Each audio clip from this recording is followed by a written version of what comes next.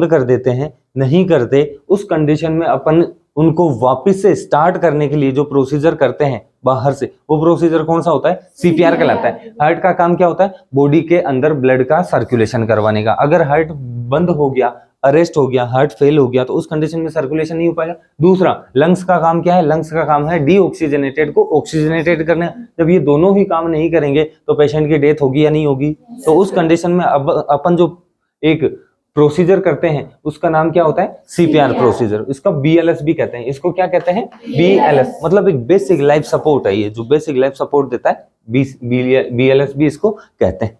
अब इसके अंदर क्या देखते हैं अपन? इसको करने के लिए सबसे इंपॉर्टेंट डॉक्टर्स एबीसीडी देखते हैं अपन। एबीसीडी किसकी देखेंगे अपन?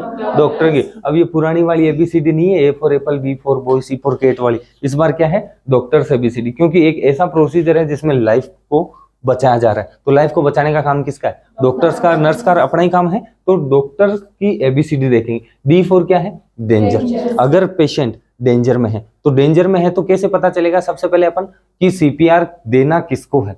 सबसे पहले तो क्या पता होना चाहिए कि सीपीआर देना किसको, एलिजिबल कौन कौन है सीपीआर के लिए। तो सीपीआर के एलिजिबिलिटी के लिए अपन सबसे इंपॉर्टेंट चीजें देखते हैं, 3 चीजें। एक तो देखते हैं अनरेस्पॉन्सिवनेस, पेशेंट का कोई रेस्पॉन्स ही नहीं। अपन पेशेंट को पूछ रहे हैं, पेशेंट सो रहा है नीचे, अपन उसको पूछ रहे हैं, रेस्पॉन्स नहीं कर रहा है। पहला क्राइटेरिया ये।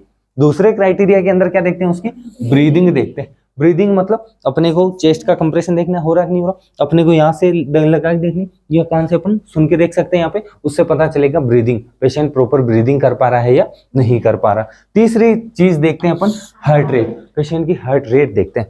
हार्ट रेट देखते हैं अपन यहाँ से, कैरोटिड आर्टरी से। एडल्ट की अगर अपन बात करें, हार्ट रेट मैक्सिमम 10 सेकेंड के लिए देखनी है अपनी, ज्यादा नहीं देखनी। ज्यादा अगर लंबे समय तक देखी अपन, नहीं फील हो रही, तो पेशेंट की ही समस्या है। और अपन इस प्रोसीजर से जो पेशेंट की समस्या आ रही है, उस समस्या को, पेशेंट को खत्म करना चाहते हैं, उस समस्या को पेशेंट के। तो क्राइटेरिया क्या है एलिजिबिलिटी का? ये 3 चीजें। पहला चीज अनरेस्पॉन्सिव है, दूसरी कंडीशन ब्रीदिंग, और ये दोनों क्या है? हार्ट रेट एब्सेंट है। तो ये चीज शो कर देती है कि इसको सीपीआर की जरूरत है। अब सीपीआर देने से पहले कुछ क्राइटेरिया होते हैं, वो चीज देखनी। क्या क्या देखनी? अब मान लीजिए कहीं भीड़ भाड़ वाली एरिया में कोई पेशेंट फॉल डाउन हो गया, गिर गया, सडन गिर गया नीचे, तो क्या करेंगे भाई अपन वहां पे? सबसे पहले उसको उस एनवायरमेंट से हटाएंगे। तो D4 क्या है? D4 है जो डेंजर जोन के अंदर है पेशेंट, उसको उस एनवायरमेंट से बाहर निकालेंगे। डेंजर जोन वाले एनवायरमेंट से पेशेंट को क्या करेंगे? बाहर निकालने के बाद में अपन क्या करेंगे? पेशेंट का रेस्पॉन्स देखें। अब पेशेंट को अपन ने वहां से दूर तो कर लिया, अब पता भी तो करना है कि भाई ये दारू पी के पड़ा था या एक्चुअल में इसको हार्ट अरेस्ट हुआ है, हार्ट अटैक आए। तो अपन इसके क्या करते हैं? रेस्पॉन्स चेक करते हैं। रेस्पॉन्स चेक करने के लिए अपन यहाँ पे इसको यहाँ से शोल्डर से टेप करके देखते हैं। मेरी आवाज आ रही है? आपको सुनाई दे रहा है क्या? आंखें खोलो अपनी। रेस्पॉन्स चेक किया। ये रेस्पॉन्स अगर चेक किया और कोई रेस्पॉन्स नहीं कर रहा है, तो एक क्राइटेरिया अपना हो गया कि नहीं हुआ? अनरेस्पॉन्सिव वाला। रेस्पॉन्स चेक किया अपन ने, सबसे पहले अपन क्या करेंगे? उसको भीड़ भाड़ वाले एरिया से हटाया पेशेंट को, फिर उसके रेस्पॉन्स चेक करेंगे। रेस्पॉन्स चेक करने के बाद में अपन क्या करते हैं? शाउटिंग, चिल्लाना है। अब क्या चिल्लाना है? बचाओ बचाओ नहीं, अरे मूर्खों, फोन करना है एम्बुलेंस वालों को कि भाई एम्बुलेंस वालों, इस जगह पे एक ऐसा पेशेंट है, तो आप जल्दी से आ जाइए। अपन ने एम्बुलेंस को कॉल कर दिया। अब अपनी बारी है। प्रीवियसली क्या हुआ करता था? जो ये CAB है ना, प्रीवियसली ये हुआ करता था ABC। A for airway, B for breathing, C for circulation. अब इसको मॉडिफाई कर दिया गया है और इसके अंदर बताया गया C फॉर सर्कुलेशन। सबसे पहले सर्कुलेशन चेक करते हैं। सर्कुलेशन मतलब ब्लड का फ्लो, मतलब हार्ट रेट चेक करेंगे। तो सर्कुलेशन चेक करने के लिए एडल्ट की बात करें अपन, तो क्या काम करते हैं अपन? कैरोटिड आर्टरी चेक करते हैं। कौन सी वाली चेक करते हैं? Carotid artery. कैरोटिड आर्टरी अपन ने चेक करी, 2 फिंगर का यूज करना है। कैरोटिड आर्टरी पेल्पेट हो रही है या नहीं हो रही है, वो चेक करने के लिए मैक्सिमम टाइम 10 सेकेंड होता है। ज्यादा से ज्यादा अपन 10 सेकेंड तक के लिए ही चेक करते हैं इसको। 5 से 10 सेकेंड ठीक है। अगर ज्यादा चेक करी, नहीं आ रही, पता चल जाएगा ना भाई, 10 सेकंड के अंदर ही पता चल जाएगा पल्स आ रही है कि नहीं आ रही, तो 20 सेकंड क्यों देना? 1 मिनट पूरा क्यों देना? अगर आ रही है बहुत अच्छी बात है, मतलब हार्ट रेट सही है अगर आ रही है तो। दूसरी, नहीं आ रही है तो मतलब हार्ट रेट एब्सेंट है। एक क्राइटेरिया और अब इसने फुलफिल कर दिया। अनरेस्पॉन्सिव तो था, अब इसके साथ साथ में इसकी हार्ट रेट भी नहीं आ रही है पेशेंट की। फिर अपने को हार्ट रेट के साथ में ही इसकी ब्रीदिंग भी चेक करनी है। ब्रीदिंग मतलब चेस्ट के अंदर रिकॉइलिंग अपने को देखना है। यहाँ से देखा चेस्ट भी अपन इसका डायलेट होता रहेगा, ऊपर नीचे मूवमेंट करता रहेगा, वो चीज देखनी। यहाँ पे चेस्ट भी नहीं दिख रही अपने को मूवमेंट करती, तो अपने को दूसरा क्राइटेरिया तीसरा वाला था ब्रीदिंग वाला, वो भी तो फुलफिल कर रहा है। और अपन क्या करते हैं, इसका एयरवे देखते हैं ओपन करने के लिए एयरवे सही है या नहीं है। अपन यहाँ से देख भी सकते हैं, यहाँ से सुन के देख लिए। जब सांस लेगा तो क्या होता है, जनरली अपन यूं चेक करके देख सकते हैं, क्योंकि सांस लेगा छोड़ेगा तो गर्म फील होगा थोड़ा सा। तो तीनों चीजें अपन ने चेक कर ली। अपन ने सबसे पहले क्या किया, पेशेंट को जो गिरा हुआ था, अनकॉन्शियस था, वहां से डेंजर जोन से उसको हटाया। हटाने के बाद में अपन ने क्या किया, उसके रेस्पॉन्स चेक किए। रेस्पॉन्स चेक करने के बाद में अपन ने एक्स्ट्रा हेल्प के लिए बुलाया, फोन किया एम्बुलेंस वालों को या हेल्थ केयर प्रोफेशनल्स को बुलाया फोन करके। फिर अपन क्या करते हैं, अपन इसकी सर्कुलेशन चेक करते हैं। सर्कुलेशन चेक करने के बाद में अपन ब्रीदिंग भी चेक करते हैं, और उसके बाद में सी कर लिया, बी कर लिया, इसके बाद में अपन एयरवे इसका ओपन है कि नहीं है, ये सारी चीजें देख ली। एयरवे चेक करने के बाद में लास्ट में आता है डी होता है डिफिब्रिलेटर। ये डिफिब्रिलेटर जो अपन ने एक्स्ट्रा हेल्प बुलाई है वो पर्सन लेके आएंगे, एम्बुलेंस वाले आएंगे, वो डिफिब्रिलेटर लेके। जब तक वो लेके आते हैं तब तक अपना क्या काम होता है, अपना काम होता है इसको सीपीआर देने का। अब सीपीआर देने के लिए अपन क्या करते हैं, सारी चीज अपन ने देखी। अब दो चीजें देखते हैं, एक तो चेस्ट कंप्रेशन, क्या देखते हैं एक सीपीआर में, चेस्ट कंप्रेशन। दूसरा देखते हैं अपन ब्रीदिंग। कार्डियो पल्मोनरी था, कार्डियो मतलब हार्ट, पल्मोनरी मतलब लंग्स। चेस्ट के अंदर हार्ट है, हार्ट कॉन्ट्रैक्ट डायलेट नहीं कर पा रहा है, तो उसको बाहर से अपने को प्रेशर देके करवाना है। उससे क्या होगा, प्रेशर देंगे, हार्ट के ऊपर दबाव पड़ेगा, हार्ट सिस्टोल करेगा, तो ब्लड हार्ट के अंदर से सर्कुलेशन होता है पूरी बॉडी के अंदर जाएगा, ब्रेन में भी जाएगा, तो हो सकता है उसकी हार्ट रेट वापस से नॉर्मल। सांस देते हैं अपन, ब्रीदिंग दी है अपन ने बाहर से। ब्रीदिंग क्यों दी है, क्योंकि लंग्स काम नहीं कर पा रहे थे, तो ब्रीदिंग बाहर से दी है, तो हो सकता है इसके लंग्स वापस से नॉर्मल काम करने लग जाए।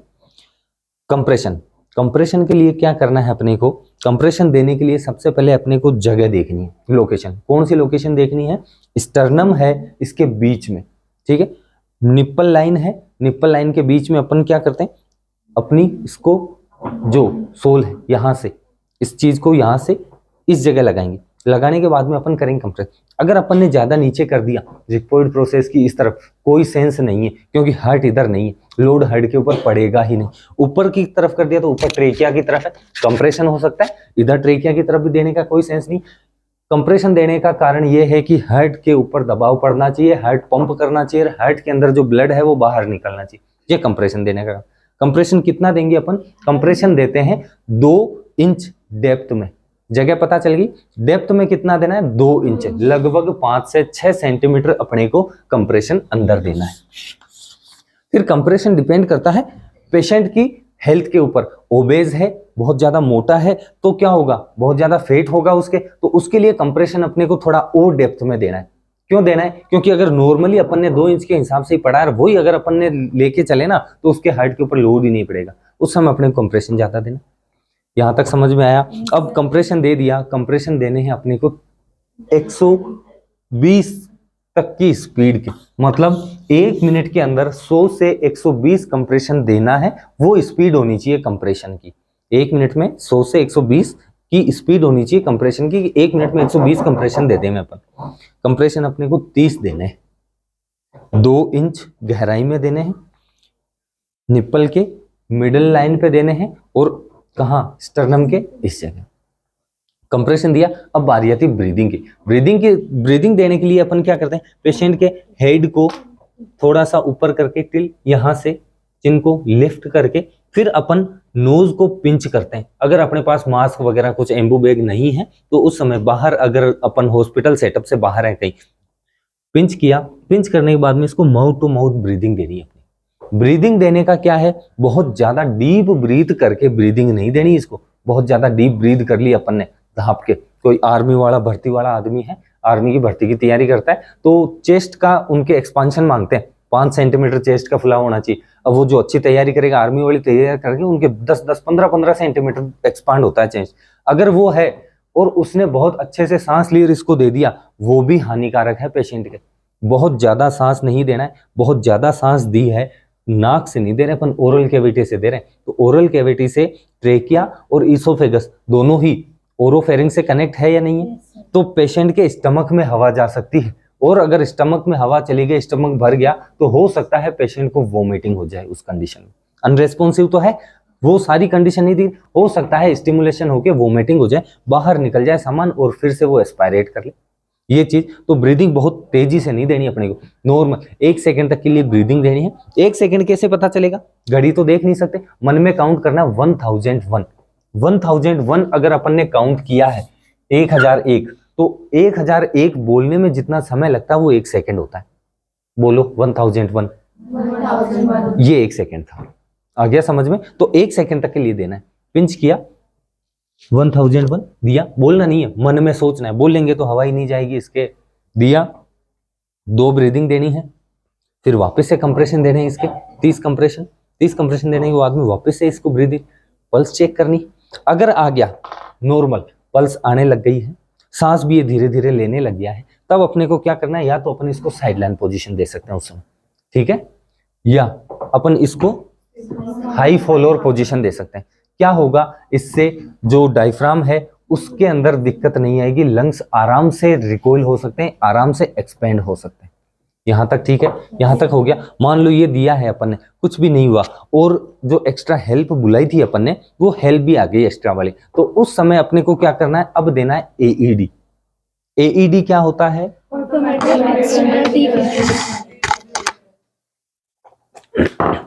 ये एईडी मशीन है, ठीक है, ऑटोमेटेड एक्सटर्नल डिफिब्रिलेटर, मतलब ऑटोमेटिक है ये अपन ने कनेक्ट कर दी, तो इस बार इंस्ट्रक्शन ये देगा अपने को कि क्या करना है और क्या नहीं, ऑटोमेटिक। कैसे, ये पेशेंट के यहाँ पे लगाते हैं अपन, जो पेड है, पेड लगाने के बाद में क्या करते हैं, ये रे पेशेंट के पेड लगाए अपन ने, इसके ऊपर साइन बना हुआ है, कौन सी, एक लगेगा राइट क्लेविकल के नीचे की तरफ, दूसरा वाला कहाँ लगता है, लेफ्ट साइड में, एक्जिकला की एंट्री लाइन है इससे ऊपर की तरफ, यहाँ पे लग गया, ये लगाया। ये लगाने के बाद में सारे इंस्ट्रक्शन ये देगा कि अब कनेक्ट करना है नहीं करना है, ये पेशेंट की हार्ट बीट को असेस करेगा, रिदम को असेस करेगा, रिदम को असेस करने के बाद में ये शॉक देता है पेशेंट को, ऑटोमेटेड एक्सटर्नल डिफिब्रिलेटर। तो ये अपने आप पेशेंट की हार्ट रिदम को, रेट को असेस करके ये शॉक देता है। उस समय अपने को दूर रहना होता है। 3 साइकिल वो अपन ने दे दी, 4 साइकिल जो भी साइकिल थी दे दी, एक्स्ट्रा हेल्प आई। अब एक्स्ट्रा हेल्प आई तो एईडी का यूज कैसे करना है, एईडी का यूज करने के लिए वो दे बेटा,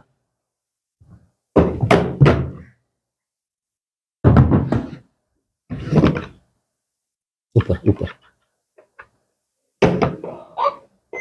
अब ये ऑटोमेटिकली बताएगा, सुनना क्या कहता है ये।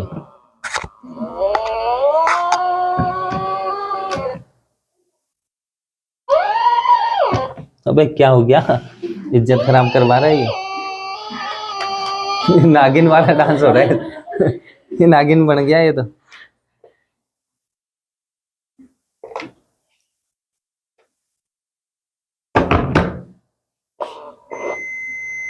चल जा।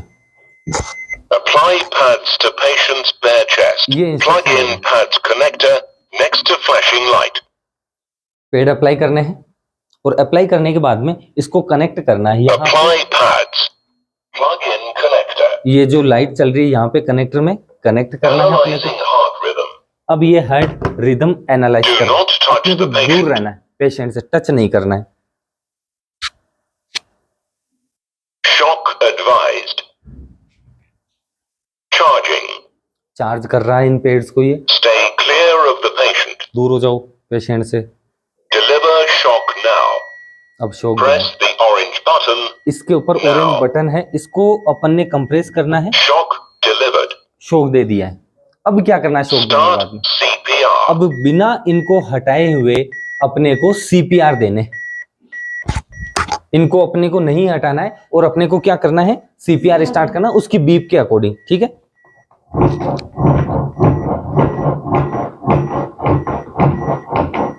दिया सीपीआर, वापस से अपने को वही चीज ब्रीदिंग देनी है 2, फिर से ये असेस करता है हार्ट रेट को, हार्ट रिदम को, फिर से ये असेस करेगा, फिर से ये शॉक देगा अगर जरूरत है। अगर एक बार इसने शॉक दिया तो मोस्ट प्रोबेबिलिटी चांस ये होता है कि पेशेंट के वापस से वाइटल स्टेबल हो जाता है, पेशेंट सांस भी लेने लग जाता है, पेशेंट की हार्ट रेट भी आ जाती है, क्योंकि ये डिफिब्रिलेटर है, शॉक दे रहा है पेशेंट को अंदर, तो उस समय वापस से आने लग जाता है। आया यहाँ तक समझ में? Yes, ये sir. जनरल है एडल्ट का। अब अपन देखते हैं इन्फेंट में अगर बाई चांस हो गया, 1 से लेके वो 8 साल से लेके उससे बड़े हैं, उन सब को, पेशेंट को, क्लाइंट को अपन किसमें इंक्लूड करते हैं? एडल्ट में। अगर मान लो 8 साल का है, 10 साल का है, उस समय अपने को सीपीआर देना है, तो क्या कर सकते हैं अपन? उस क्लाइंट में सेम सब कुछ तरीका वही है, उस समय तो वो बच्चा बोल भी देगा। अपन एक हैंड का भी यूज कर सकते हैं अपन उस समय, छोटा बच्चा है उस समय अपन क्या कर सकते हैं? 1 हैंड का भी अपन यूज कर सकते हैं। अगर स्टाफ जो सीपीआर दे रहा है उसका श्रद्धा है तो उसको खुद को ही सीपीआर की जरूरत पड़ गई एक हाथ से देते देते, तो क्या ही सीपीआर देगा? तो अपनी श्रद्धा के अनुसार क्या करना है? उसको सीपीआर देना है दोनों हाथों से। एक हाथ से पंचायती नहीं करनी अपने को मजे लेने के लिए। नहीं साहब हमने तो सीखा है, सर ने बताया एक हाथ से, हम तो एक हाथ से देंगे उसको। नहीं, एक हाथ से तब देना है जब अपन उसको अच्छे से डीप तक उसको कंप्रेस कर सके। ठीक हो यहां तक? अब देखते हैं अपन बालक में। इसको बेटा उधर साइड में रखो। इन्फेंट की अगर अपन बात करें तो इन्फेंट में सीपीआर देने के लिए वापस से कंडीशन क्या करें? इस बार इन्फेंट में वापस से वही चीजें, एलिजिबिलिटी देखनी है अपने को, रेस्पॉन्स देखना है। अब इसको रेस्पॉन्स तो अपन पूछेंगे नहीं, हाँ भाई क्या हाल है छोटू, ठीक है क्या, ये रोने लग जाए, ऐसा तो होगा नहीं। उस समय अपन क्या करते हैं? जो इसके फुट है इनको यहाँ से टेप करते हैं। ये एरिया इसका थोड़ा सेंसिटिव होता है, यहाँ से टेप करके देखेंगे, रेस्पॉन्स कर देगा तो बहुत अच्छी बात है। रेस्पॉन्स नहीं किया तो अपने को क्या करना है? वापस से हार्ट बीट, अरे सीपीआर नहीं, हार्ट बीट कौन चेक करेगा? हार्ट बीट चेक करते हैं। इस बार अपन हार्ट बीट इसमें कौन सी वाली चेक करेंगे? ब्रेकियल वाली, ब्रेकियल आर्टरी चेक करते हैं लगभग 10 सेकेंड के लिए मैक्सिमम। फर्स्ट प्रायोरिटी तो ये, यहाँ से नहीं पता चलता है तो अपन कौन सी चेक करेंगे? फीमोरल, ये सेकेंड प्रायोरिटी है। तो यहाँ से अपन चेक करते हैं मैक्सिमम 10 सेकेंड के लिए। चेक कर ली, नहीं आ रहा है, इसी के साथ में अपने को इसका सर वो ब्रीदिंग भी देखनी है, कंप्रेशन हो रहा है कि नहीं हो रहा वो देखना है, अपने को सुन के देखना है, यहाँ से आवाज आ रही है साउंड की, नहीं आ रहा है, ये सारी चीजें नहीं आ रही है तो अपने को क्या करना है? इसके अंदर अब सीपीआर देना। इसमें सीपीआर देने का 2 तरीका, एक तो अपन 2 फिंगर से दे सकते हैं। पेशेंट में कैसे दे सकते हैं? 2 फिंगर, जगह वही होगी सेम, इस बार जो डेप्थ होगी वो डेप्थ कम हो जाएगी। उसमें 2 से 2.5 इंच था एडल्ट में, चिल्ड्रन में, इसमें लगभग 1 से 1.5 इंच हो जाएगी। ज्यादा नहीं देना है, 2 से 2.5 इंच दे दिया ना तो स्टर्नम इधर पीछे वर्टिब्रे से चिपक जाएगा। ज्यादा देंगे तो, ज्यादा दिया तो भाई रिब्स फ्रैक्चर होंगे या नहीं होंगे उसके पेशेंट के, तो रिब्स फ्रैक्चर ना हो वो चीज अपने को ध्यान रखनी। तो यहाँ से अपने को 2 फिंगर से इसको क्या करना है? चेस्ट कंप्रेशन देना। दिया, वही वापस से 30 कंप्रेशन देने हैं। 30 कंप्रेशन देने के बाद में फिर से ऊपर करने के बाद में 2 ब्रीथ, 30:2। ये अगर 2 जने बचाने वाले, ठीक है, अगर सिंगल है तो 15 कंप्रेशन और 2 क्या देने हैं? ब्रीदिंग देनी है उसको। वापस से उसकी हार्ट बीट चेक करनी। एक तरीका तो हो गया 2 फिंगर से, दूसरा तरीका होता है 2 थंब से। उस समय अपन कैसे देते हैं? उसके 2 थंब यहाँ से इसको होल्ड करना है, होल्ड करने के बाद में इन दोनों थंब को यहाँ रखना है और रखने के बाद में अपने को कंप्रेस करना है। दिया कंप्रेशन, वही स्पीड कंप्रेशन के 100 to 120 पर मिनट के अकॉर्डिंग कंप्रेशन देने के बाद में अपन वापस से इसको ब्रीदिंग, एम्बू बैग है तो एम्बू बैग से अपन दे सकते, नहीं है तो अपन वापस से माउथ टू माउथ इसको ब्रीदिंग देंगे। आया समझ में? इसमें दे दिया, एक्स्ट्रा हेल्प के लिए बुला लिया। इस बार जब इसके वो आएगा एईडी इसमें कैसे यूज करते हैं? इसके पेड़ छोटे होंगे या नहीं होंगे एडल्ट की तुलना में? दूसरी चीज, अपन इन्फेंट में अगर ये लगा रहे हैं, छोटे बच्चों में, चिल्ड्रंस में, तो एक अगर अपन ने यहाँ लगाया, ये लगाया, जनरली ये किया था अपन ने। अब इसमें अगर यूं लगाएंगे ना तो दोनों के दोनों टच हो रहे हैं आपस में, तो दोनों टच नहीं होनी चाहिए। अगर टच हुआ तो करंट के अंदर एब्नॉर्मलिटी आ जाएगी। इसलिए अपन इसमें क्या करते हैं? इसमें एक लगा हुआ है छोटे बच्चों में, इन्फेंट में, एंटीरियर साइड में स्टर्नम के, एक अपन ने यहां लगा दिया, ठीक है। दूसरा अपने को पीछे स्केपुला वाला रीजन है उस जगह लगाना है। दूसरा कहां लगाना है? स्केपुला वाले रीजन पे लगा दिया। लगाने के बाद में इसको कनेक्ट करना है।